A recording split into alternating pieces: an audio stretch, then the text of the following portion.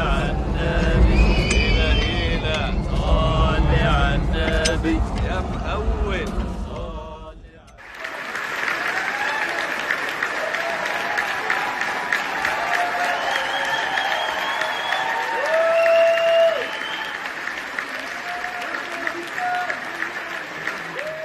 So there's an article in Variety that basically stated that movie stars are losing, the young movie stars, the kids coming up, don't have any star power. And one of the interviewed people basically stated it was because of DVD sales collapsing in 2008. And I disagree. I don't know why anybody would pick that moment up to say that that's when star power for younger actors started disappearing. A movie star is someone not like the rest of us. And back in the day, 100 years ago, 100 years ago, Buster Keaton, etc., we saw these people up on the screen and they mesmerized us and we didn't know anything about them.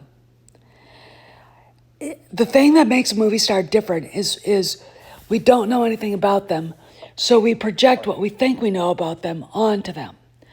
For instance, we don't know anything about Clint Eastwood. We really, really don't. We don't know anything about, John Wayne. We don't know anything about Steve McQueen, okay?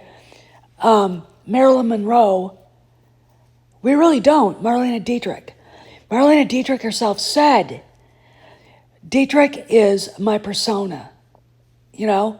So when I see articles like this, and this is the first one I've actually seen, I think I know why. This man in the picture, Harrison Ford, at the Cannes Film Festival, showing up to accept his surprise Palme d'Or and to show the world the first glimpses of Indiana Jones 5, is a movie star. He still manages to get people to come to the movies because there isn't anyone like him coming up. We really don't know a lot about him beyond interview questions.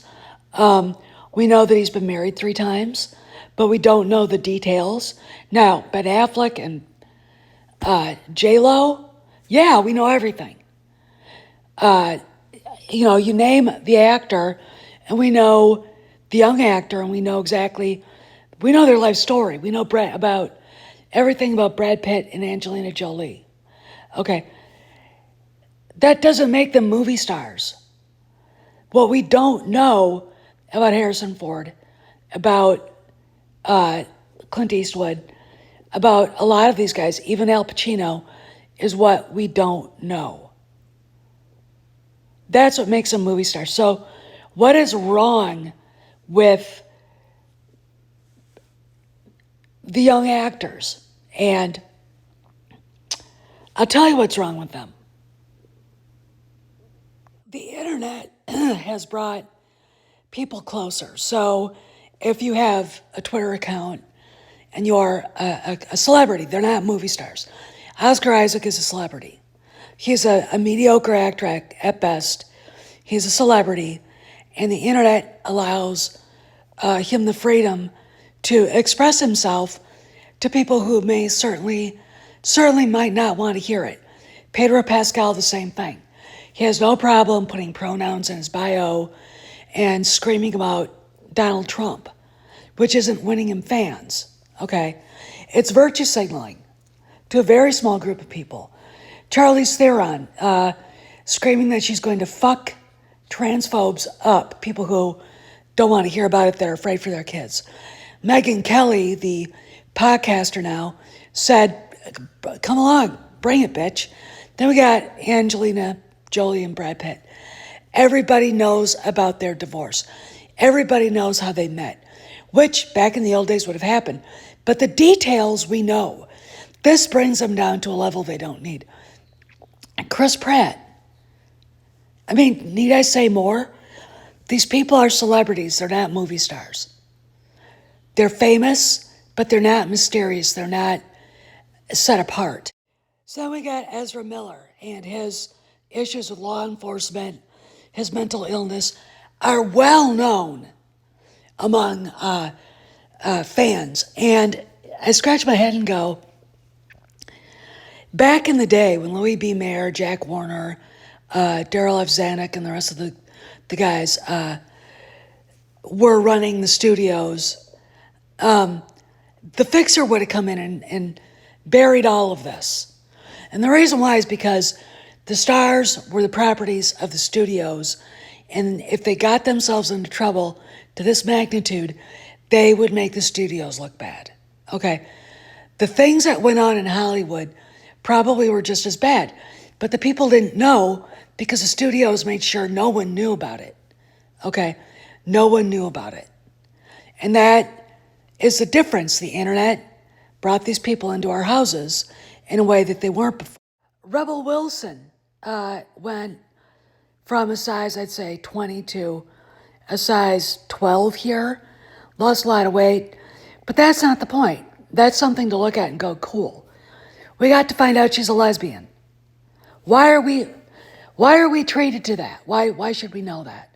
We didn't know for decades that Rock Hudson was, even though everybody in Hollywood knew. It wasn't something that was important.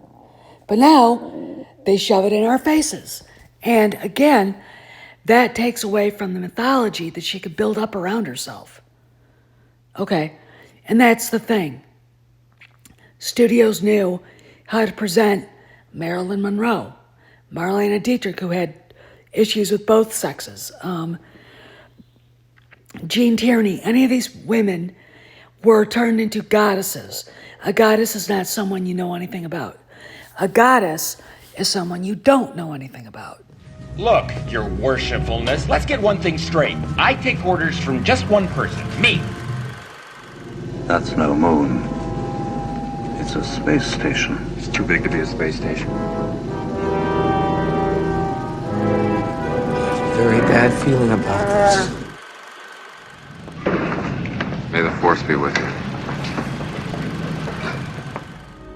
You like me because I'm a scoundrel. There aren't enough scoundrels in your life. I happen to like nice men. I'm a nice man. Very nice.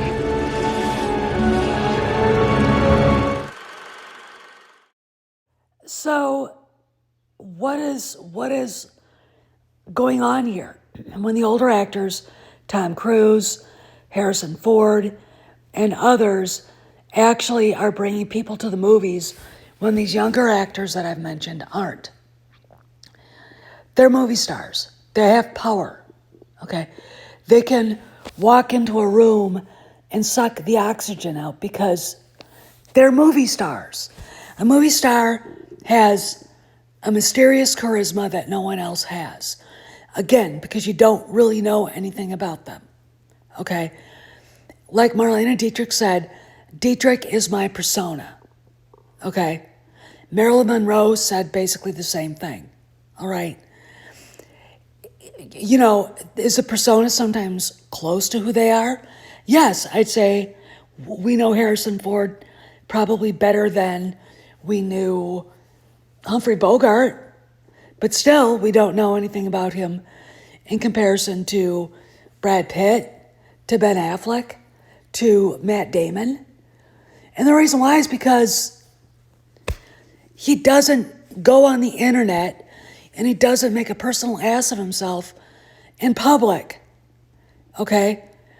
And the times that things have happened, it's basically blown over because it wasn't something that the public needed to know, okay?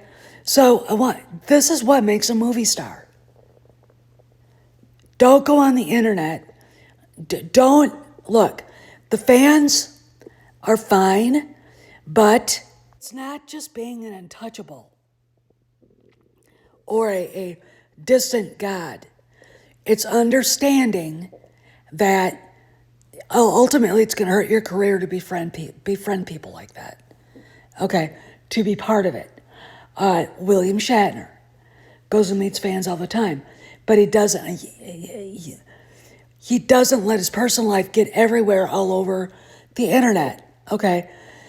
TMZ is like an internet website that goes overboard trying to expose these people's personal lives. Because for some people, gossip is very interesting. But yet, it takes away the mystique. Again, Louis B. Mayer, Jack Warner, they all knew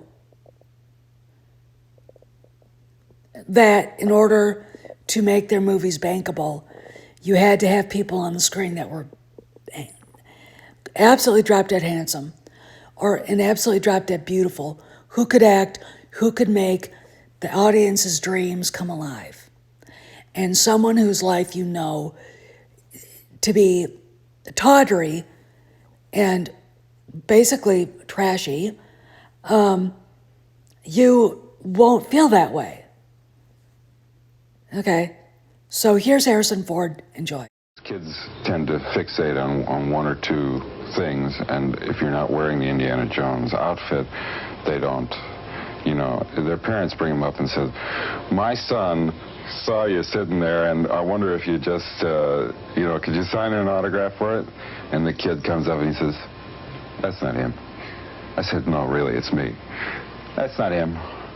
You got to prove it to them, you know, because you don't look like him. You don't act like him. Am I correct that the first film was a small role in Dead Heat on the Merry-Go-Round?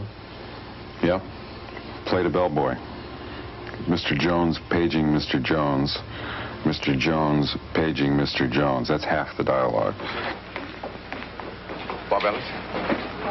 Robert Ellis, room 72. No, sir. Charles Ellis, room 607. You sure? Yes, sir. The executive in charge of new talent at Columbia Pictures was less than impressed. Called me into his office and he said, I want to tell you a story, kid. Kid, he always called me kid. He was about 15 minutes older than I was. But he always called me kid. He said, first time Tony Curtis was ever in a movie, and I don't even know if this is true. This is his story. I never believed anything else he said, but it's the first time Tony Curtis was ever in a movie, he delivered a bag of groceries. A bag of groceries, kid. And you took one look at that guy and you knew that was a movie star. I said, well, I thought that was supposed to be a delivery boy. He said, no, no, no. Go back, learn, study, be an actor. That guy and I we had the final harsh words on parting from Columbia Pictures. He was telling taking you time out of his bellhop? Yes, he was telling me I acted like a bellhop instead of like a movie star. Where's that man today? Jerry, can we have some more coffee? For today, Jim Brown, NBC News, Hollywood.